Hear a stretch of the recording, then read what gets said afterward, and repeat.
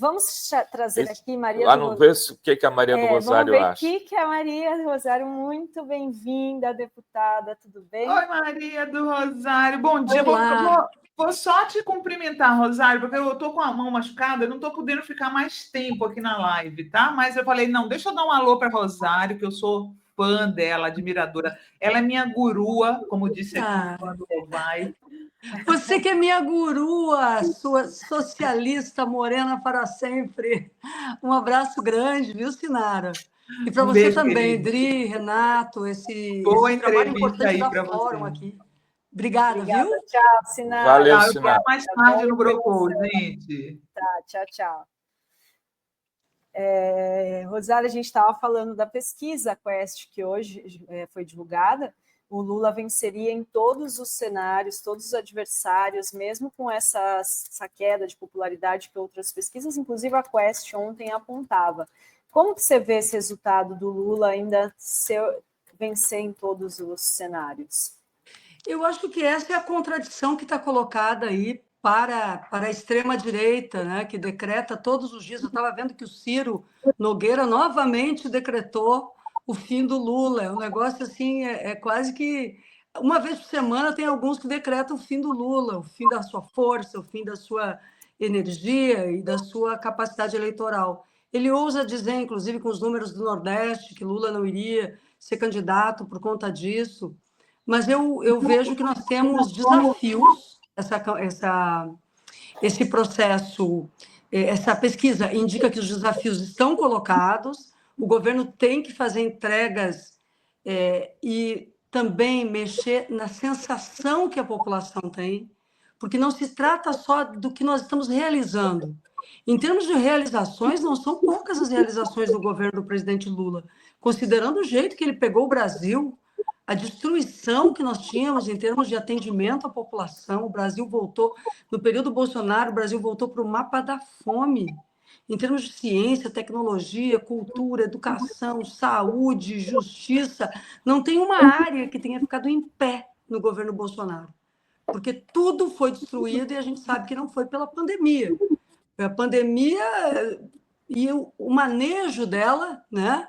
Mais grave ainda foi o negacionismo, o ódio político, o golpismo, os gastos exagerados que fizeram para tentar sustentar a reeleição de Bolsonaro. Eles quebraram o país de verdade ali várias e várias vezes. Então, eu creio que o governo Lula já é um governo vitorioso nos seus 2 primeiros anos, porque ele exerceu a meta que ele se colocou de reconstrução. Mas não basta reconstruir a economia e as políticas públicas. Isso está acontecendo. Olha, o PIB, os indicadores estão aí, o crescimento é incrível. Agora, é preciso que esta condição chegue ao sentimento, essa condição chegue ao sentimento que as pessoas carregam para dentro da política, né? E aí é o desafio que a gente tem. Hoje pela manhã, né, Dri e Rovai, está acontecendo esse grande encontro em Brasília, que é um encontro de parlamentares, ministros, ministras, para debater com o presidente Lula justamente as iniciativas para que o Brasil tenha uma vitória desse campo democrático que ele representa e que a gente chegue bem no processo eleitoral com a vitória do Lula. É isso que a gente quer. A gente estava falando aqui se o Lula vai ser candidato em 2026. Você acha que é o candidato do campo progressista, da esquerda, é o que o Lula vai ser realmente candidato? Não tem outro nome. Dri, mesmo que Lula pudesse, porventura, avaliar, porque sempre se fala isso, diferentes fatores, essa é a hora de afirmação da candidatura Lula. Ou seja, ele é o candidato, ele é candidato à reeleição, ele tem força e no segundo turno bate os adversários. Como muito bem tu estavas conversando aqui com o Sinara e com o Rovai antes, Dri, para que uma candidatura chegue ao segundo turno, ela pode ter determinada força, enfim, mas para vencer num segundo turno, num quadro polarizado assim, isso mostra que nós vamos ter uma eleição ainda com uma candidatura do campo da democracia, uma candidatura do campo do desenvolvimento, que está representada por Lula, e uma candidatura da direita. Se será Bolsonaro ou não, nós não sabemos. Eu até avalio que não, porque a essa altura, Bolsonaro é um problema para a própria direita e extrema-direita. Eu não sou daquelas pessoas que separam tanto direita e extrema-direita, porque, na verdade, quando eles se unem em torno de um projeto fascistizado, como, por exemplo, com Bolsonaro ou com Tarcísio, eles se unem para tentar trazer, coesionar o espólio de Bolsonaro. Então, eles não pretendem também, como direita e extrema-direita, se dividirem. Eles pretendem ter uma representação deste campo, que é um campo hoje, direita e extrema-direita, que afeta e ataca a democracia, que tenta anistia, e, de outro lado, também afeta e ataca o desenvolvimento do Brasil, porque está, sem sombra de dúvida, associado ao interesse muito mais do governo norte-americano, do governo Trump e de outros, do que do interesse do Brasil. Então, eu quero dizer para vocês que nós vamos ter uma eleição ainda polarizada. Do meu ponto de vista, não há espaço para uma terceira via.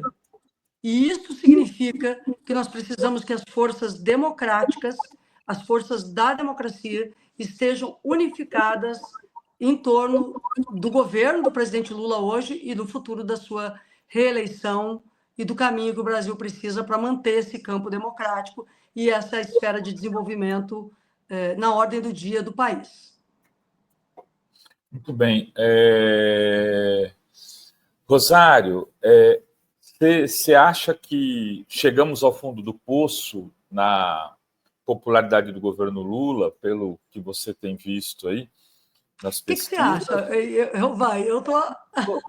Vou te dizer o que eu acho. Olhando, a gente isso. fez uma matéria, então, já que você perguntou, a gente fez uma matéria agora na Fórum, que está na manchete, que é a boa surpresa que a pesquisa Quest traz para Lula no Sudeste e os jornalões escondem. A Quest fez uma pesquisa em fevereiro, não sei se você se lembra, Rosário, em 8 estados. E ela já mostrava essa queda da aprovação do Lula em fevereiro. Eram 8 Sim. estados, mas eram 8 estados que representavam 60% da população. E, por acaso, dos 8 estados selecionados, 3 eram no Sudeste, né? São Paulo, Rio e BH. E, então, o Espírito Santo é um estado de 3 milhões de eleitores, mas ele representa nem 4% do eleitorado do Sudeste. Então, dá para você comparar o Sudeste da pesquisa Quest de março com o Sudeste da pesquisa de fevereiro. E se você fizer isso, você vai ver que a popularidade do Lula melhorou. Tem os dados, eu vou até ler aqui para você. Quem fez essa análise no Twitter foi o Franciel Cruz, e a gente foi comparar, o Plínio fez aqui, separou os dados da matéria. A pesquisa Quest de fevereiro revela que São Paulo tinha desaprovação de 69% e aprovação de 29%. Em Minas, a rejeição era de 63% e avaliação positiva de 35%. No Rio, 64% desaprovavam e 35% aprovavam. A mesma pesquisa Quest divulgada nesta quarta-feira mostra que no Sudeste o índice de aprovação de Lula é 60%, com aprovação de 37%. Ou seja, melhor do que no Sudeste em fevereiro. Claro, o que eu quero dizer, comparando Quest com Quest. Agora, se você comparar Quest com outras também, você vai ver que os números estão estáveis. A minha opinião, já que você perguntou, Rosário, é de que há uma estabilidade. É isso, porque, Rovai, eu te devolvi a pergunta porque eu acho que você está estudando isso de uma forma que mostra a série histórica. E essa matéria da Fórum nos possibilita verificar essa série histórica e cotejar, então, essa análise com o momento político que nós estamos vivendo. Ora, o governo não está parado. O presidente Lula não está parado, o PT e as forças do campo popular democrático não estão parados, ao contrário. A ida de Gleisi Hoffmann para o trabalho de articulação política, deu um gás incrível, conseguiu fazer a votação do orçamento, que estava parada num grau de instabilidade muito grande para o país, fazendo com que o orçamento estivesse sendo operado 1/12, numa condição muito difícil, que criava, inclusive, animosidades ainda maiores com o funcionalismo público, que agora está atendido nas suas necessidades e no pós-greves que existiram, que, portanto, atende a dimensões de acordos que estavam estabelecidos. Há uma série de questões que estavam travadas pelo tema do orçamento já em meados de março. Então, Gleisi resolve essa parte. Ontem... Alguém ligou para a Rosário. Vamos outra... Quando ela voltar, a gente já põe ela aqui. Foi a Gleisi. Gleisi. Ela estava falando da Gleisi. A Gleisi. Oi, Rosário, tô vendo você aí no Robai, na Dri, no Fórum 11h30, tal. Não fala de mim, pelo amor de Deus, Rosário. Foi a Gleisi que ligou. A Gleisi. Eu estou falando bem, Gleisi. Olha aí, eu estou mostrando que essa mulherada aí, você é uma líder importante. Está arrebentando. Mas é o seguinte, gente, né? O que eu estava tentando dizer para vocês, ontem também, não obviamente só por conta de Gleisi, mas a articulação política do governo já consegue resolver esse tema da reciprocidade. Eu mesma apresentei um projeto de lei sobre reciprocidade em matéria tributária, em sanções, quando países promovem sanções contra o Brasil, para que exista uma política de reciprocidade.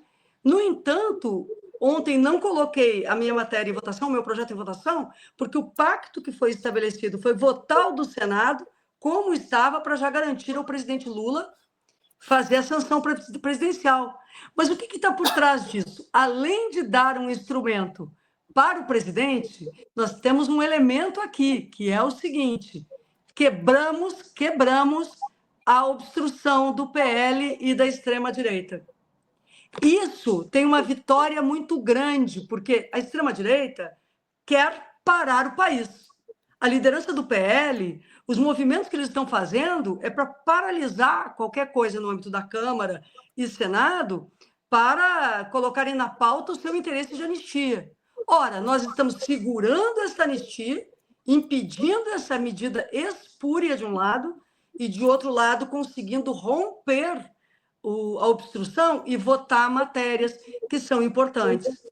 Bom, começa a ter resultados também, né? O pé de meia. Olha só, de novo aí. A oposição tentou impedir que os estudantes de ensino médio mais pobres do Brasil, que têm a necessidade dessa bolsa para continuarem indo à escola, para não abandonarem a escola, para não evadirem do ensino médio, para terem alguma chance na vida, eles tentaram impedir, através de uma manobra que envolveu até o Augusto Nardes, aquela coisa toda do TCU, e aí a gente viu o seguinte: a oposição tentou inviabilizar o pé de meia. Hoje, ele já está chegando para 4 milhões de jovens.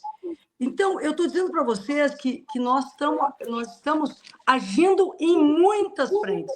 Mesmo a mudança na comunicação, apesar de eu achar que o problema político não pode ser traduzido como problema da comunicação, e sempre reconhecer muito no meu conterrâneo Paulo Pimenta, não se trata disso, mas a mexida ali na comunicação dá ânimo.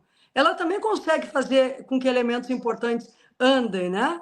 De forma que eu quero dizer para vocês, nós não estamos parados, temos esses elementos que o Rovai trazem de pesquisa, mas o principal, estamos dispostos, em todos os sentidos, a disputar cada fatia do eleitorado, e em algumas áreas nós temos que melhorar muito, como, por exemplo, as questões relacionadas às mulheres brasileiras, que eu creio que é aí que o presidente Lula deve voltar a ter seu empenho, a sua dedicação como governo agora no próximo período, inclusive com políticas públicas, com diálogo, e, sobretudo, aqui na questão da inflação de alimentos, que o governo está tomando todas as medidas para reduzir preço, para as pessoas viverem melhor, que é o objetivo. Então, eu estou concordando contigo, né? E tem um elemento ainda que eu vou dizer para vocês que eu creio que é um elemento positivo nesse contexto geral, que é o Hugo Mota ter indicado como relator da medida do imposto de renda o Arthur Lira. Eu ia perguntar isso. Porque isso cria um caminho de aprovação para romper mais uma vez a obstrução, garantir a medida. Resta saber até que ponto o próprio Lira não vai ser um canal para colocar dentro do projeto do imposto de renda algum refresco para aqueles ultramilionários, né? Então, a gente agora vai ter que estar no monitoramento. Mas o fato dele ser o relator já é uma garantia da matéria e da principal pauta do governo ser aprovada no âmbito da Câmara dos Deputados. E nós vamos ter que cuidar realmente, porque nós temos aqui 141 mil altos ricos, né, que têm que fazer uma contribuição, sem dúvida maior, para que 10 milhões de pessoas parem de ter desconto em folha quando recebem até 5 mil reais, e tem ainda aqueles entre 5 e 7 mil reais que terão benefícios também tributários no imposto de renda, e que tudo isso vai estar na mão do Lira para o próximo período. Então, a gente tem que cuidar um pouquinho como é que não tira, né, essa fonte de financiamento, que é uma repartição nova, que é os ricos pagarem a conta para as pessoas que são trabalhadoras do cotidiano, assalariados, poderem ter um refresco a mais na sua vida, que o governo Lula quer garantir, é justo e é direito. Ô, Rosário, você deve ter ouvido o áudio do Ciro Nogueira, né, que vazado pelo ICL ontem. Acho que foi até o Kleber Lourenço, que acabou de sair da Fórum, estava aqui com a gente, foi para o ICL, trouxe esse áudio. Ele dá a entender que vai ser feito o seguinte: vai fazer o projeto Camarão, corta o rabo, né, ou corta a cabeça e deixa o rabo. Eles vão liberar pelo menos foi o que eu entendi. Em relação aos 5 mil, tudo bem. Em relação aos 50 mil, não. Nós vamos dar uma aliviada para vocês. Você acha que é possível acontecer isso? E o Arthur Lira poderia escalar nesse sentido aí a aprovação do projeto? Eu acho que pode vir a acontecer de tentarem mudanças, né? Mas vão ter que indicar a fonte de financiamento. Porque, na verdade, para garantir os 5 mil, o projeto veio amarrado. Para garantir os 5 mil, tem que cobrar a conta de quem ganha mais. Não adianta. E isso é justo no país. Sobretudo porque ninguém... Cá para nós, né, Rovaidri? Quem é que vai ficar pobre, vai viver de dificuldades por ter que contribuir um pouco mais, tendo 600 mil aí, né? Então, tem isso. Eu acho que realmente a gente está diante de uma questão que o país precisa fazer para construir pela primeira vez uma justiça tributária. A segunda fase da reforma tributária. Tivemos uma fase sobre consumo, agora vamos ter sobre renda. Agora, naturalmente, as elites desse país nunca gostaram de pagar a conta, né?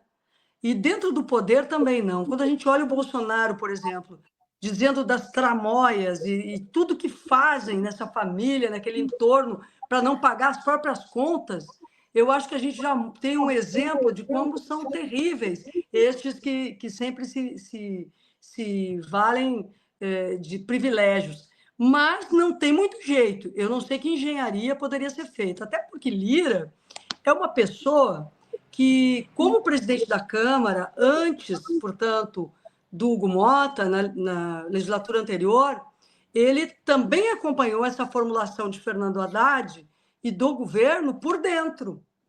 Nos momentos ali finais da sua gestão, com Haddad e da reforma tributária, ele acompanhou. Então, ele está sabendo o que é necessário para fazer na hora também do Ministério da Fazenda e do Planejamento. O governo não pretende desequilibrar contas públicas.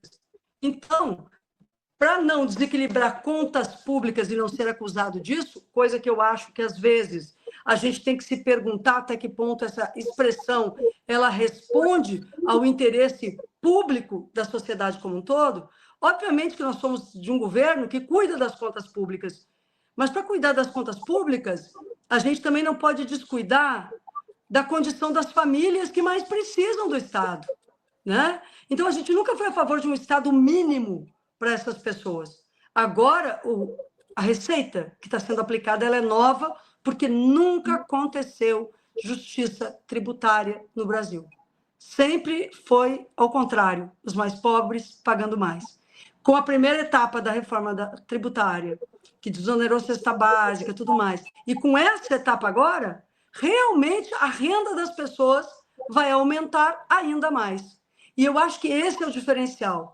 A questão é como o governo Lula mostra que isso só acontece quando tem um projeto capitaneado por forças políticas como a do presidente Lula. Porque bota um Bolsonaro, um Tarcísio, um Ratinho ou sei lá quem, esses aí que foram citados, no lugar, o caminho é exatamente o contrário deste. É recessão para os pobres e liberação e lucro, ampliação das diferenças, da desigualdade em favor dos mais ricos do Brasil. Então, o país que o Haddad tem pensado, que o Lula está capitaneando e que a gente tem responsabilidade do Congresso Nacional, ele faz uma outra lógica. Ele enfrenta a desigualdade para ser realmente um país entre as 10 maiores economias do mundo. O Haddad tem dito isso e eu quero repetir. Não é possível que o país esteja entre os países mais desiguais do mundo. Então, é preciso fazer crescer internamente a igualdade e a proporcionalidade na relação da renda entre os brasileiros e brasileiras, o que é o desafio do atual governo. O desafio é político, portanto. Medidas econômicas, medidas em termos de políticas públicas, medidas em todos os sentidos são tomadas diariamente pelo presidente Lula para melhorar a vida dos brasileiros e brasileiras e enfrentar essa lógica internacional também que quer nos oprimir terrivelmente aqui no Brasil. Mas as medidas políticas devem vir acompanhadas da criação de um ambiente de satisfação, respeito, e por isso nós precisamos brecar a extrema-direita para realmente mostrar o valor de Lula, mais uma vez, ao povo brasileiro e garantir a sua reeleição. Agora, esse projeto precisa passar esse ano para valer em 2026. E como que funciona essa obstrução?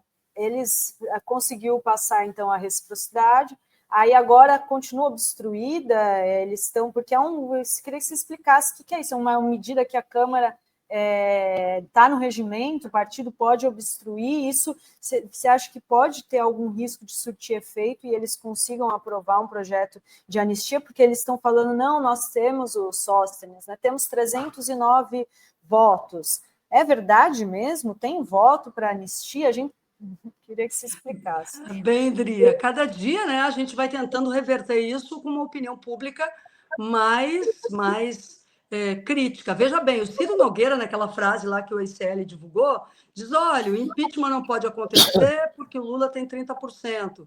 Então, eu quero dizer o seguinte, quando ele fala sobre isso, não deixa a análise dele ali para eles, tem, de uma certa forma, ela não é falsa. Eles conhecem os meandros, eles desgastam a liderança, porque Dilma, que ele refere naquela fala, caiu a 7% pela obstrução ao seu governo, não é? Então, ele próprio que diz agora que não tem espaço para impeachment é uma das figuras mais danosas à República na tentativa desta obstrução, junto ao PL, o que é uma contradição total na relação entre esses partidos, não é? Já que nós vamos ter Lira como o relator. Mas isso tudo da política nacional preside a orientação de classe desses sujeitos. E a quem eles servem? Qual é o interesse que eles servem? Neste caso, o regimento da Câmara, eu sempre tenho comigo aqui, porque é meu instrumento de trabalho, assim, é um instrumento de trabalho realmente para a vida parlamentar. O regimento possibilita e define como legítimo, é legítimo partidos tentarem obstruir a votação de matérias. Existe, inclusive, como figura de votação, de decisão, tá? O voto no parlamento sim, não, abstenção e obstrução. Ou seja, tu pode votar obstrução. Na verdade, não é um voto, é uma declaração do voto obstrução.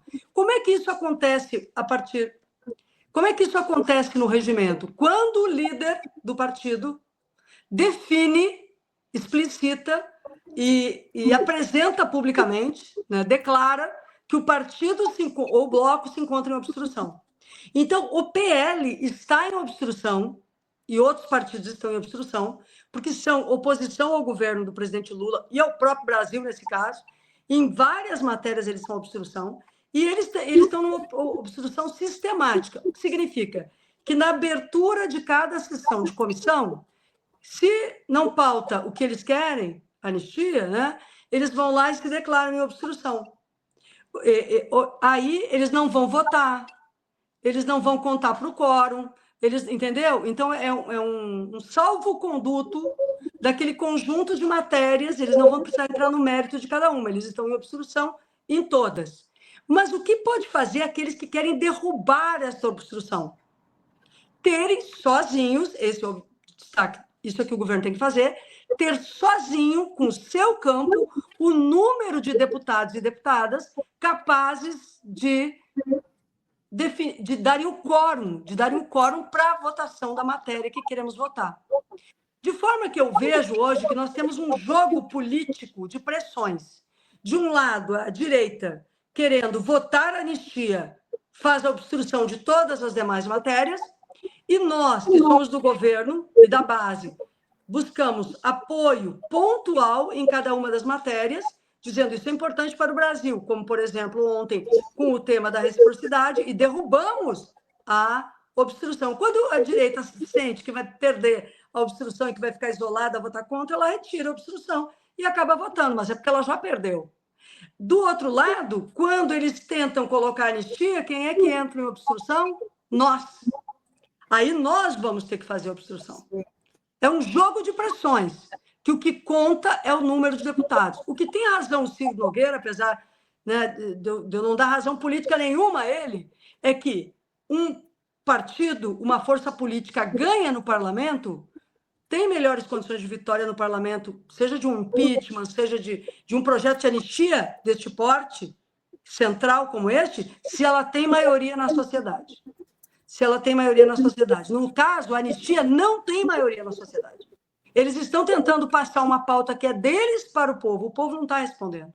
E avançando nessa dimensão crítica, eu quero dizer que a gente tem condições de impedir essa anistia nefasta este ano e o ano que vem, e votar neste ano o PL do imposto de renda. Eu quero ver a população brasileira botar isso na balança. Vamos ficar pensando em anistia do Bolsonaro e desses criminosos que tentaram explodir o aeroporto e matar o presidente da República, ou vamos tratar de retirar da folha de pagamento, do contra-cheque, o desconto de quem está descontando imposto de renda e pode, no ano que vem, receber, no mínimo, R$ 4.800 a mais no final do ano? Então, eu acho que é essa a disputa que nós temos que ter com a população. É peso e contrapeso, mas a gente não desiste. Muito bem. Tem algumas perguntas do chat, Rovai, não sei se tem mais alguma, mas olha só, o Ronaldo Barbosa diz: deputado, o PT está ou não na defesa do mandato do deputado Glauber Braga? E como, né, já se aprendeu a contra-atacar as fake news do bolsonarismo, que é um problema, né? Eles vivem de fake news, né, Rosário? Claro que a gente está defendendo o mandato do Glauber Braga, como não? Né? Eu mesma me pronunciei ontem e sempre tenho me pronunciado. Agora, eu não estou entrando na questão do que aconteceu ali dentro da Câmara. Isso eu não estou avaliando. Eu estou comparando com outras medidas tomadas pelo Conselho de Ética. Né? Isso sim, porque, na verdade, eu acho tudo muito grave o que acontece dentro da Câmara. Mas é igualmente, e mais grave ainda, que um parlamentar seja hostilizado no ambiente interno da Câmara. Eu já passei por isso muitas vezes, muitas e muitas vezes. Obviamente, não reagi da mesma forma que o Glauber, mas eu acredito que nós devemos entender um pouco o que nós devemos fazer em relação a isso, é não ter dois pesos e duas medidas, né? Eu acho que tem responsabilidades que devem ser apuradas de parlamentares ali, como esse caso do Chiquinho Brazão, tem outros ali. Então, eu realmente me sinto aviltada pelo parecer que procura a cassação do Glauber Braga. O PT, obviamente, o apoia em todos os sentidos, e o PSOL também. E essa questão das fake news, Rosário? O PL, Dri? A pergunta é sobre o PL? Como contra-atacar, né? Talvez mais como, porque é a questão que tinha esse PL para tentar regulamentar e acabou sendo enterrado, né? Tem algumas. Agora a gente fica sem regulação e com uma enxurrada, né? Agora, ainda mais com Musk, Zuckerberg, todos aliados à extrema-direita, tirando até o pouco que se tinha de moderação humana, né? Então, para 2026, por exemplo, isso ainda é mais perigoso, né? Tem alguma ação que o partido ou vocês estejam pensando para tentar barrar isso? Bom, na semana passada eu fui relatora de uma matéria no plenário de autoria da deputada Lídice da Mata, e que trata do direito ao esquecimento. Crianças e adolescentes que forem expostas nas redes, segundo a deputada, e foi aprovado o projeto da deputada, com o meu relatório, essas crianças e adolescentes, através de seus representantes legais ou diretamente, enfim, têm o direito a retirarem isso das plataformas, e as plataformas têm a responsabilidade de, inclusive, buscarem retirar do conjunto, ou seja, não é retirar uma matéria e todas as outras ficam, é retirar o conjunto daquelas, cada vez que for aparecendo, ser retirado. Me chamou muita atenção que você falou que a mediação já não é nem humana, né? Mas, enfim, também é possível fazer isso, obviamente, através dos buscadores que eu imagino e da tecnologia que essas big techs têm. Agora, por que eu estou referindo a essa matéria que tangencia esse tema todo, mas dialoga com o tema de big techs? Porque, na verdade, a maior resistência que a gente teve no plenário para proteger as crianças e adolescentes do Brasil foi de deputados como aquele Gustavo Gayer, sei lá, e outros, né? Que tentaram de todas as formas impedir a votação da matéria. No final, acabamos entrando num acordo. A deputada Soraya Santos, mesmo do PL, contribuiu para montar o acordo. Nós conseguimos aprovar, mas eu vi que o deputado Gayer, ele fez uma declaração de voto dizendo que ele votou contra. No dia seguinte, ele fez uma declaração. Eu fiquei pensando, por que um deputado faz isso? Né? Qual é a necessidade de fazer isso?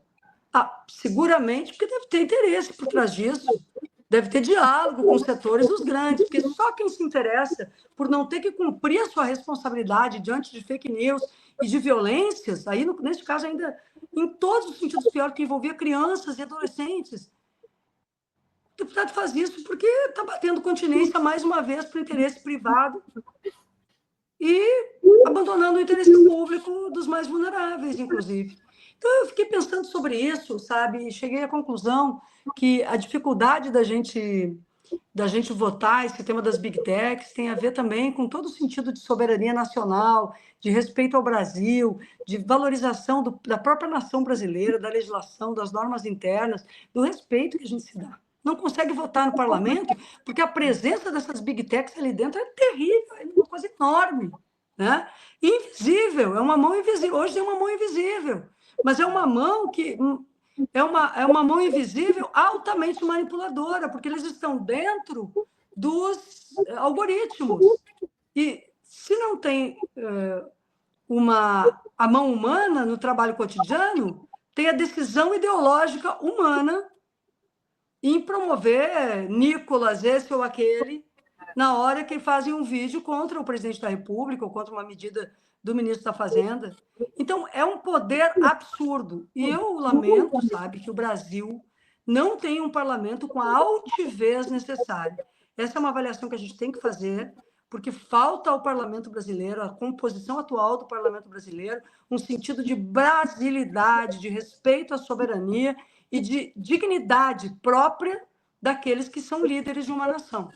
Tipo, esse Eduardo Bolsonaro, que está lá nos Estados Unidos, ele está nessa condição de lacaio do governo norte-americano, mas deixa aqui uma turba de gente fazendo o trabalho dele de representação do que é pior para o Brasil. Então, eu quero dizer a vocês que hoje nós deveríamos nos perguntar que tipo de traição é cometida todos os dias contra o Brasil no âmbito de mandatos parlamentares que deveriam cumprir sua responsabilidade para com a nação brasileira.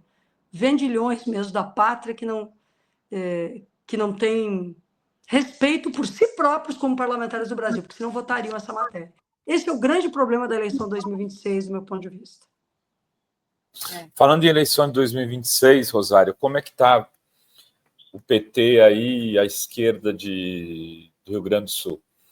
Quais são os debates?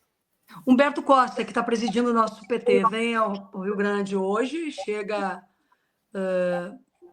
no final da tarde para uma reunião com o diretório estadual.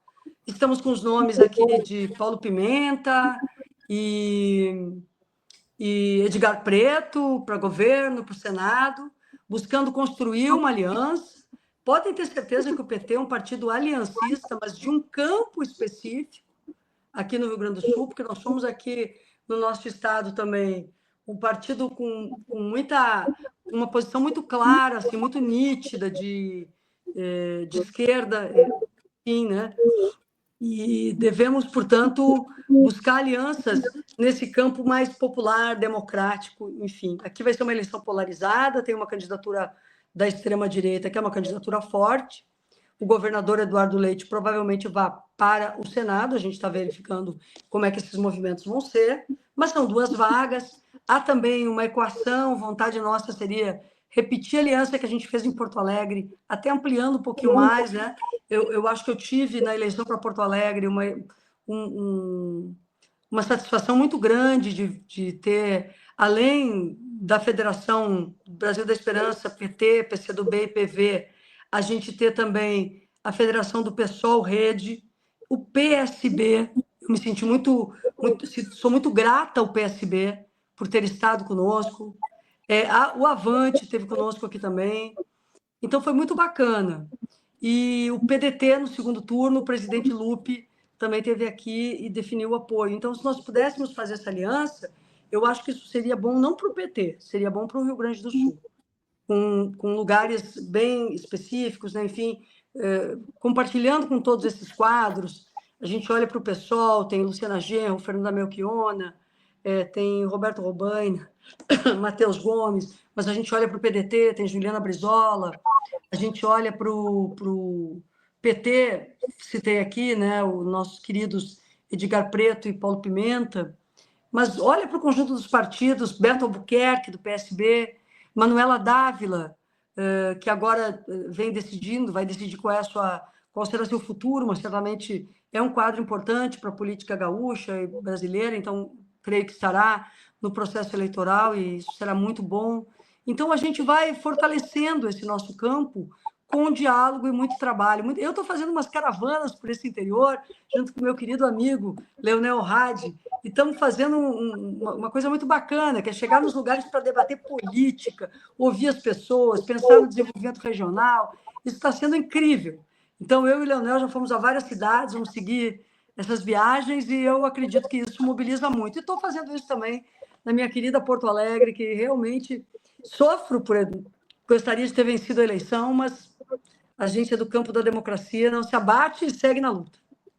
Muito bem. Olha só, tem muitas mensagens muito carinhosas, mostram que a Rosária é muito querida aqui pela comunidade da Fórum, tem a Lúcia sempre muito didática, a linguagem que a gente entende, obrigada, Rosária, mensagens dizendo que te ama, sempre muito bom escutar, me representa, então só para mostrar algumas, para dizer que tem muitas mensagens carinhosas que mostram como você é querida, e a Valéria diz que precisa melhorar ainda mais a comunicação. Nós estamos aqui, porém grande parte da população não fica sabendo dos feitos do governo, é um desafio, né, enorme. E tem a Lúcia que diz, Rosário, como você vê os inúmeros casos de pais assassinando seus filhos para se vingar das ex-mulheres, e a Fernanda diz que o PT Rio Grande do Sul, sim, faz trabalho de base, temos a maior bancada na Assembleia Legislativa do Rio Grande do Sul e sempre elegemos grandes bancadas para a Câmara Federal. Então, só palavra final aí, Rosário, e a gente daqui a pouco entrevista o Marcos Coimbra. Olha só, deixo um grande abraço também para o Marcos Coimbra, eu vou ficar na escuta para entender essas tendências, essa situação toda, ele é um professor muito importante. Agora é o seguinte, queria, nesse momento final, me referir a essa questão que uma participante falou, que é sobre essas mortes violentas das crianças, né? Gente, nós precisamos, ao mesmo tempo que trabalhamos com as questões da política em si, seguir com a nossa dimensão civilizatória.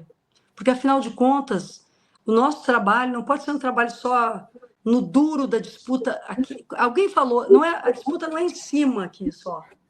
Aqui nós estamos lá enfrentando, é o regimento, é isso, é aquilo, mas nós precisamos descer e chegar muito perto das pessoas com um sentimento e com uma proposta de mudança, inclusive na cultura das relações humanas. As relações políticas são parte das relações humanas. Toda vez que elas propõem ódio também, esse ambiente fascistizado do Brasil, ele libera o pior existente. Então, eu quero me somar a quem falou aqui da preocupação da violência com crianças e com mulheres e dizer que a gente faz esses dois trabalhos aqui, né? O trabalho humanitário, o trabalho de direitos humanos, o trabalho que nos preenche o coração e a responsabilidade humana, mas, ao mesmo tempo, a gente faz política também no sentido da classe, do enfrentamento a esses extremas-direita e fascista, porque também a gente precisa construir os dois caminhos de transformação, cultural, político e econômico, social, de um modo geral. Então, deixo meu abraço para vocês, sempre meu respeito e admiração pela Fórum e agradecimento pela oportunidade de estar aqui. Obrigada a todo mundo que me acompanhou, vocês são muito generosos e generosas comigo. Estou aqui para servir. Beijo. Beijos. Muito obrigada, Rosário. Beijo. Tchau, Valeu, tchau. gente. Até a próxima.